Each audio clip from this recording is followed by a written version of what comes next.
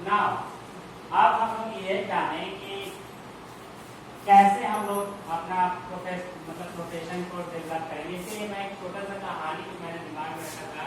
ये गुड़ वाला कहानी आप लोगों ने सुना होगा कि एक बाबा रहते हैं और एक बच्चा को लेकर एक माँ जाती है बाबा के पास, होती है बाबा देखो ये बहुत गुड़ खाता है, इसको मना करो। बाबा बोलते हैं 1 सप्ताह के बाद आना, और 1 सप्ताह के बाद फिर से वो क्या बोलते हैं, बस यही बात बोलते हैं। हाँ। क्यों बोले 4 दिन के बाद या 1 सप्ताह के बाद? हाँ। क्योंकि वो खुद गुड़ ज्यादा खाते थे और वो अपनी आदत में सुधार करने के बाद वो बोले कि अब तुम गुड़ मत खाओ। यही उसकी माँ को बताए। तो मतलब ये कहानी कहीं ना कहीं हम लोगों पे एकदम साबित होता है कि हम लोग क्लास में जाते हैं और अगर हम लोगों की कोई त्रुटि पाई जाती है तो फर्स्ट हम लोग अपने आप को ही सुधारते हैं। This is also called reflect, अपने आप को अपने अंदर सेल्फ अंडरस्टैंडिंग और अपने आप में झांक कर एक बार देखना, सेल्फ रिफ्लेक्शन। ओके, इसको हम लोग कहते हैं सेल्फ रिफ्लेक्शन, यानी कि खुद में झांक कर देखना कि हमें बुराई क्या है। तो हर किसी में बुराई होती है, हमें भी है और सब में होती है, लेकिन उसको हम लोग सुधार सकते हैं। कैसे सुधार सकते हैं? So the point is how to manage this digital class, digital learning. One popular ये तो बता दिया। अब देखो फर्स्ट पॉइंट है take care of yourself to take care of your student. This is necessary, है ना। हम लोगों को आपके स्वस्थ होना बहुत ही जरूरी है। फर्स्ट हम लोग घर से सुबह सो के नहीं आए तो क्लासरूम में क्या होगा, हम लोगों को नींद आएगा, है ना। हम लोग घर से खा के नहीं आए तो बच्चों का लंच जब खुलेगा तो पता चल जाएगा कि कुछ लाया। ऐसा होगा कि नहीं होगा? ये होता है, ये नेचुरल थिंग है, सबके साथ होता है। पता नहीं शायद मेरे साथ होता है तो हम लिखे हैं, लेकिन आई थिंक कि सबके साथ ऐसा होता है। और सेकेंड पॉइंट जो है focus on building relationships. So हम लोगों को teacher student, teacher principal, every way में हम लोग को डिफरेंट रिलेशंस बनाने पड़े। हम लोग सब जगह एक ही रिलेशन को नहीं शो करते हैं। हम लोग घर में दूसरे तरह से बिहेव करते हैं, स्कूल में दूसरे तरह से बिहेव करते हैं, है ना। एक टीचर से बात करते हैं तो दूसरे तरीके से बात करते हैं, फिर दूसरे टीचर से बात करते हैं। तो ये चीज होता है समाज में। सो हम लोग को लेकिन ये जो अपना बॉन्डिंग है ना, रिलेशनशिप बना कर रखना है ताकि सब लोग एक दूसरे को समझ पाए और यदि कहीं समस्या हो तो सामने आ पाए। स्टूडेंट जैसे आप बहुत ही कमजोर हो जाएगा और उसको हम लोग यदि बहुत सारा डांट फटकार दें वो कभी भी अपने ड्रामा से बाहर नहीं आ पाएगा, डर से बाहर नहीं आ पाएगा, एंड वो कभी आपको बताएगा ही नहीं कि हमको क्या नहीं आ रहा है। बार बार खाली गलती करेगा, आप उसके कॉपी को गलत करेंगे, काटेंगे और वापस से दे देंगे। ठीक है, ये चीजें होती हैं। उसके बाद फिर क्या है कि हम लोगों को अपने जीवन में हर किसी का रूल होना चाहिए, बाउंड्रीज होना चाहिए और साथ साथ एक एक्सपेक्टेशन होना चाहिए। जैसे कि कभी भी आप देखते हैं कि कभी भी ऑनलाइन ट्रेनिंग हो या ऑफलाइन ट्रेनिंग हो, आपको फीडबैक फॉर्म मिलता है नहीं, आप उसको भाई क्यों मिलता है? क्योंकि हम एक्सपेक्ट कर रहे हैं। क्या एक्सपेक्ट कर रहे हैं कि आप सब अपना मोबाइल फोन देखिएगा, ध्यान से सुनिएगा, जब कुछ क्वेश्चन आएगा तो आप जवाब दीजिएगा। हम सब एक्सपेक्ट कर रहे हैं, लेकिन आप भी तो एक्सपेक्ट कर रहे हैं कि रंजन सर सब अच्छा नया चीज बताएंगे, सब सुनेंगे, जानेंगे, है ना। तो ये एक्सपेक्टेशन हर जगह होता है और रूल्स भी होता है। अपना लोग रूल्स बनाते हैं, अपना एक बाउंड्री बनाते हैं। और आज के कल का जो सबसे महत्वपूर्ण बात है वो ये है लर्नर सेंटर्ड डिजाइन। अब हम लोग टीचर सेंटर्ड डिजाइन को नहीं फॉलो कर रहे हैं। Now we are using learner centred design. हम लोग फैसिलिटेटर बन रहे हैं, ना कि हम लोग डिक्टेटर या हम लोग जो है बच्चों को थोप रहे हैं कि सीखने का। आप क्लास में पढ़ा रहे हैं तो बच्चा पढ़ रहा है कि नहीं पढ़ रहा है, तो नहीं पढ़ रहा है तो आपको थोड़ी ना आपको जबरदस्ती उसको पढ़ाना है। आपको देखना है कि बच्चा पढ़ता कैसे है। जो पढ़ता है उसी को उसको पढ़ाना करना है, और जो नहीं पढ़ रहा है उसको ये देखना है कि किस तरह से उसको हम दूसरे तरीका से समझाएंगे कि वो समझ जाए। ये नहीं कि तू समझेगा नहीं, हम इस तरीका से बताए। हम लोगों को हमेशा ये बात को ध्यान में रखना है कि ठीक है हम इस तरीका से बता रहे थे, तू नहीं सुन रहा था, मेरा गलती, हम तुमको नहीं ध्यान दिए, हमको देखना चाहिए था कि आपके पास जाकर देखना चाहिए था कि बच्चे आप लिख रहे हैं कि नहीं, आप मेरे को ध्यान दे रहे हैं कि नहीं, हमको देखना चाहिए था। ठीक है, तो लर्नर सेंटर्ड अप्रोच हम लोगों को यूज करना है। और हमेशा लास्ट जो बहुत इंपॉर्टेंट पॉइंट है, नाप के देखना है। हम इतना बताए, अब हम नाप के देखेंगे ना कि आप लोग कितना जो है पकड़ के रखे हैं।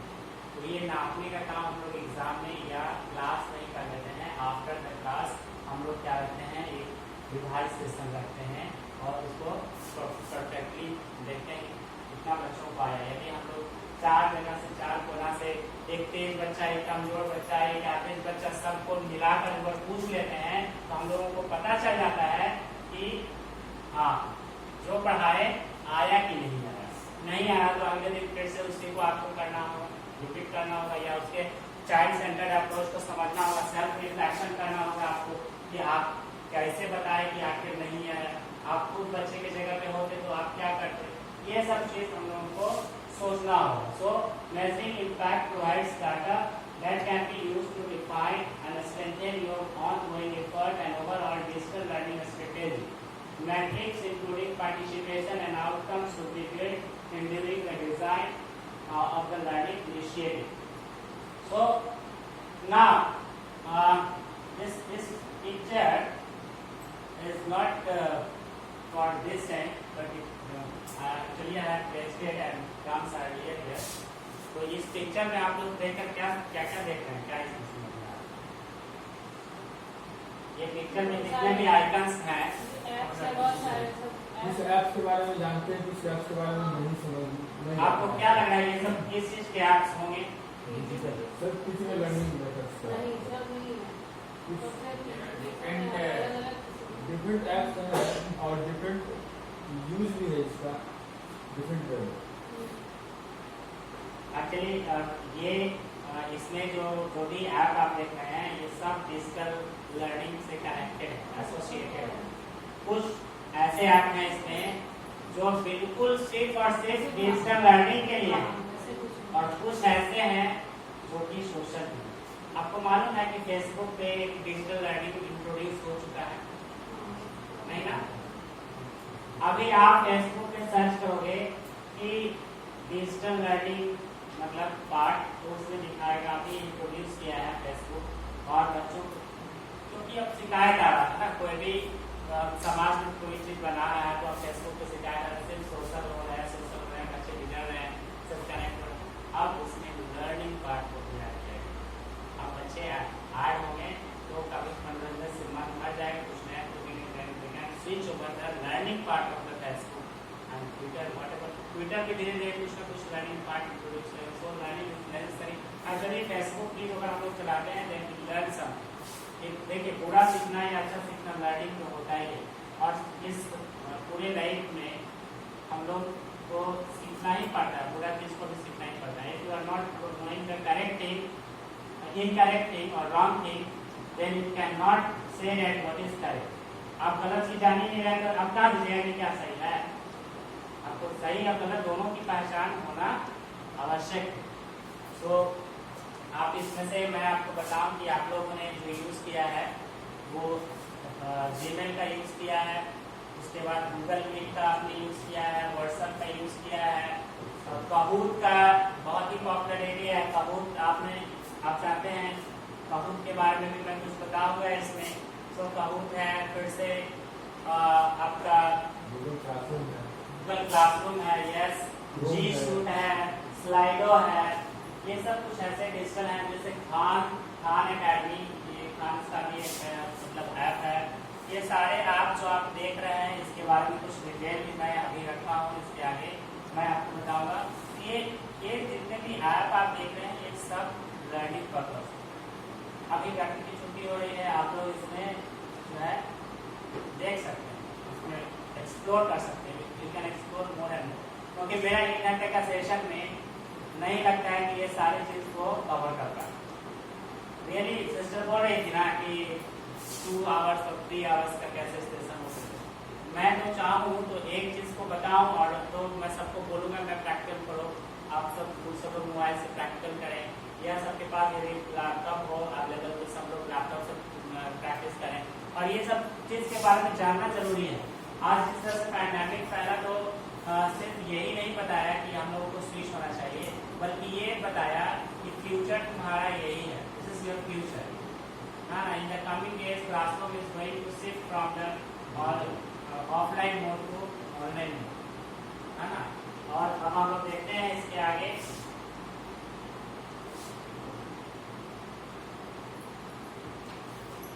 So let's start this page. It is here.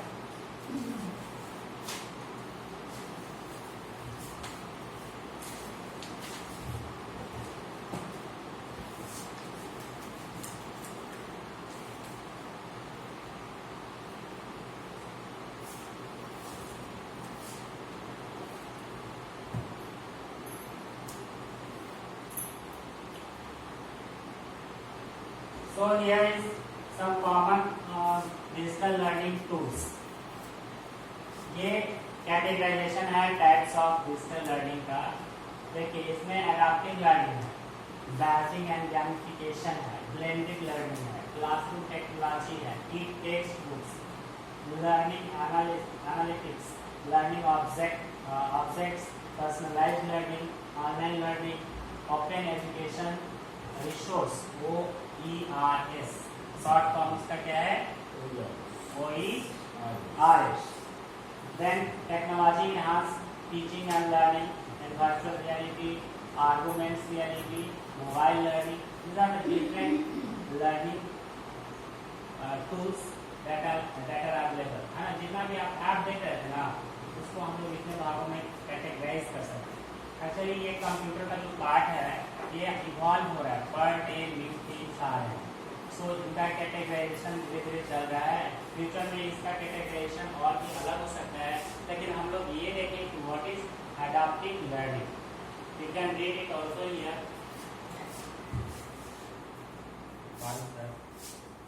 Please tell this. Oh my God, it will die.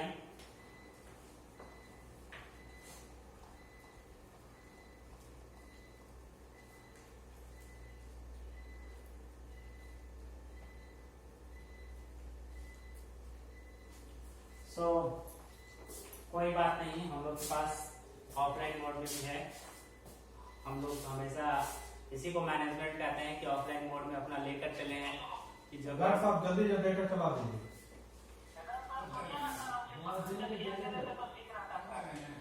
क्या चीज का नहीं लग रहा, जल्दी से चला दीजिए। अच्छा फोन कर दिया, वही नहीं होता। So adaptive learning is learning technology that utilizes the latest AI. What is AI? Artificial intelligence. You know, आपके मोबाइल में आर्टिफिशियल इंटेलिजेंस है, है ना? आप लोग जानते हैं आर्टिफिशियल इंटेलिजेंस है आपके मोबाइल में? यूज किए हैं कभी आर्टिफिशियल इंटेलिजेंस का? हाँ? नहीं ना? देखिए कुछ लोगों ने आर्टिफिशियल इंटेलिजेंस का उपयोग नहीं किया है। मैं बता दूं कि आप लोग सब आर्टिफिशियल इंटेलिजेंस का यूज किया है कब? मैं बता रहा हूँ, आप लोग बोलेंगे कि यस मैंने किया है। जब आप मोबाइल में फोन लगाते हैं, आप सामने रखते हैं, आपका मोबाइल जलते रहता है, आप कभी भी ध्यान दीजिएगा, जैसे ही कान के पास ले जाते हैं वो बुझ जाता है। This is called artificial intelligence, यानी कि उसके पास समझने का ताकत हो गया है। आर्टिफिशियल चीज के पास सीखने का ताकत हो गया है कि जैसे ही कान के पास ले जाएगा ना हम बंद हो जाएगा। तो ये आर्टिफिशियल इंटेलिजेंस हुआ। अब बताइए सब लोग किए थे कि नहीं किए थे? लेकिन सोच में पड़े हुए थे कि किए कि नहीं किए। आर्टिफिशियल इंटेलिजेंस कोई ऐप होता होगा जो हम नहीं किए हैं। रियली हम जानते हैं, बहुत सारे लोगों से हम मिलते हैं तो उनको पता चलता है कि आर्टिफिशियल मतलब बहुत सारे टर्म है जो कि नहीं जान पाते हैं। सो आर्टिफिशियल इंटेलिजेंस में यही चीज है कि आप जो है मशीन को ऐसा बना देते हैं कि वो खुद से ऑटोमेटिक काम कर सके। जैसे अभी देखिए, जैसे रिकॉर्डिंग अब हम लोग रखे हैं, मोबाइल्स को रखे हैं, सीसीटीवी कैमरा को रखे हैं, तो ये अपने आप से कर रहा है, तो उसके पास सेंस है कि हाँ अभी काम होना चाहिए, करना चाहिए। आप देखिएगा कभी कभी आपका जो ये रहता है, मोबाइल रहता है, आप जब वीडियो चला कर सो जाइएगा, वो एक खास समय के बाद अपने आप ऑफ हो जाता है। तो ये उसका ये है, टीवी में भी आप सेटिंग कर सकती हैं कि 15 मिनट के बाद ऑफ हो जाना, वो 15 मिनट के बाद ऑफ हो जाएगा। हर जगह आर्टिफिशियल इंटेलिजेंस अब डाल दिया गया है, चाहे वो पंखा भी आजकल रिमोट से चल रहा है, चाहे और भी कोई भी चीज हो दुनिया का, सब आर्टिफिशियल इंटेलिजेंस इनबिल्ड है, उसमें लगा हुआ है। सो मैं वही आप लोगों को बता रहा हूँ कि अडैप्टिव लर्निंग है ना, सेम टॉपिक मेरे पास है यहाँ पे। सो हम लोग प्रोसीड कर सकते हैं क्योंकि रिकॉर्डिंग तो रोकना नहीं है और चीजें बस ये है। So adaptive learning is a learning technology that utilises the latest artificial intelligence advances to measure and analyze a learner's comprehension of a subject. What is comprehension? Comprehension means संज्ञान, समझ। ओके, सो मतलब कि ये ऐसा है कि मेजर उसमें हम कर लेते हैं कि क्या वो सीख रहा है कि नहीं, जान रहा है कि नहीं, और पढ़ने वाला लोग। The adaptive learning system uses feedback from the learners to gauge the strengths and weakness of the learner in order to adjust the delivery of the contents. So adaptive learning में क्या होता है कि आप पहले बच्चों का फीडबैक लेते हैं और उसके बाद ये जान पाते हैं कि मेरा बच्चा कितना तक कर पाता है।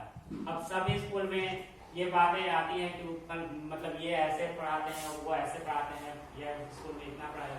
तो अडैप्टिव लर्निंग में करना है। हम लोग यदि गांव के इलाका में स्कूल पढ़े हैं, we can't speak fluent English because the students are coming in class 2, 4, 8, so they are coming with their extra knowledge of the society, नहीं?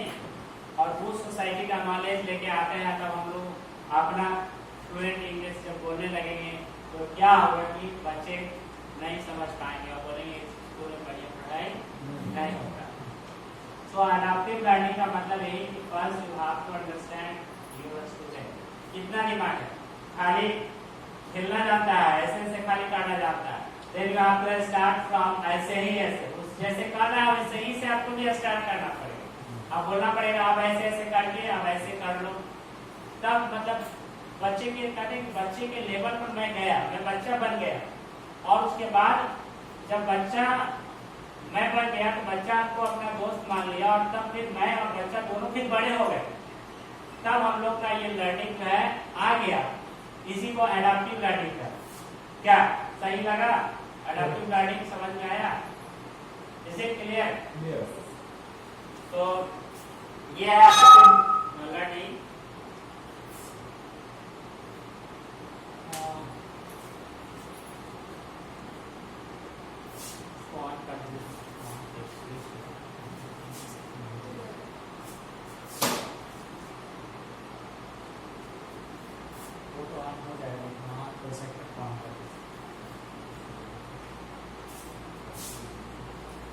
उसके बाद है बैजिंग और गैमिफिकेशन। What is badging and gamification? So badging and gamification is a motivational. You have to switch it on from there.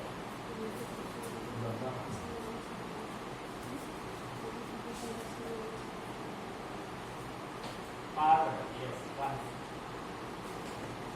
So badging and gamification is a motivational tool that rewards the learners through the use of digital badges. The badges are obtained as a reward for achieving a certain level of difficulty. The collection of badges turns the learning process into gamification, process that helps to motivate the learners to attempt to conquer new learning methods. So gamification मैं बार-बार बोलता हूँ, edutainment है ना, that is entertainment plus education. This is gamification and badging. Students को game दिया जाता है, क से लेकर यहाँ तक अगर ठीक लोगे ना तो तुमको 1 पॉइंट मिल जाएगा। अब बच्चा नर्सरी क्लास वाला भी क्या करता है, क से लेकर यहाँ तक को टिप टिप टिप टिप करता है, होता है, और उसके बाद उसमें बैलेंस होता है, बच्चा खुश हो जाता है, वाह हमको 1 पॉइंट मिल गया, है ना। तो ये चीज कहीं ना कहीं बच्चे के लिए बहुत प्रेरणादायक होता है, और ये बैजिंग और गैमिफिकेशन से भी हम लोग लर्निंग को बेहतर कर सकते हैं और आगे बढ़ा सकते हैं। So this is the what I am giving, what this points includes. ये पॉइंट्स में क्या छुपा हुआ, how to manage digital class, है ना। डिजिटल क्लासरूम को कैसे मैनेज करेंगे, उसमें पहला आपको हो गया है एडाप्टिव लर्निंग, बच्चा बन जाएंगे, बच्चे के साथ में हम बड़े होंगे। उसके बाद में दूसरा है गेमिफिकेशन या क्लासिंग, तीसरा है blended learning, that I have also given the question. So what is blended learning, can you tell me anything? Blended learning का कुछ बताइए आप लोग, अच्छा लगेगा जब आपको कुछ बोले। Blended learning,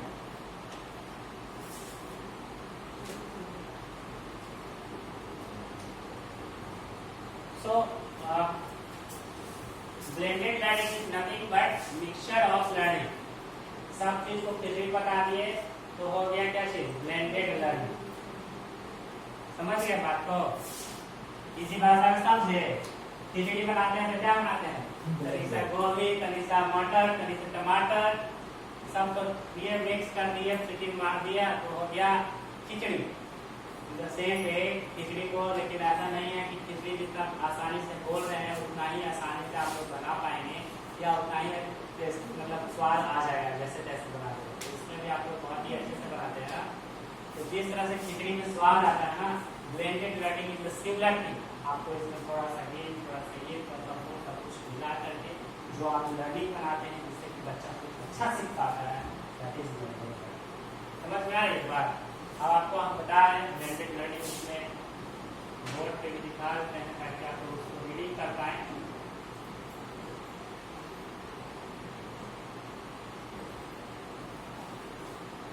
So blended learning offers the best of both worlds by merging digital learning with traditional classroom learning, है ना। हम लोग क्या करते हैं ब्लेंडेड लर्निंग में कि ट्रेडिशनल जो क्लासरूम था जैसे पहले पढ़ाते आ रहे थे उसमें साथ साथ स्मार्ट क्लास या टैब या कंप्यूटर या लैपटॉप, उसको हम लोग मिक्सअप करते हैं and that becomes blended learning।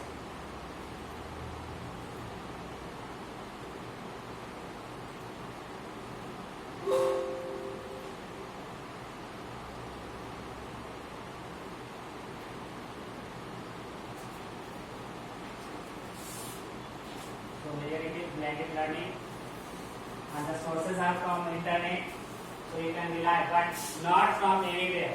आपको मालूम है 60% इंटरनेट से लिया गया चीज फॉल्स होता है, इसमें करेक्ट इंफॉर्मेशन नहीं होता है। ये मैं नहीं कह रहा हूँ, कोई रिसर्चर बोले हैं जिनका फोटो मैं दिखाऊंगा।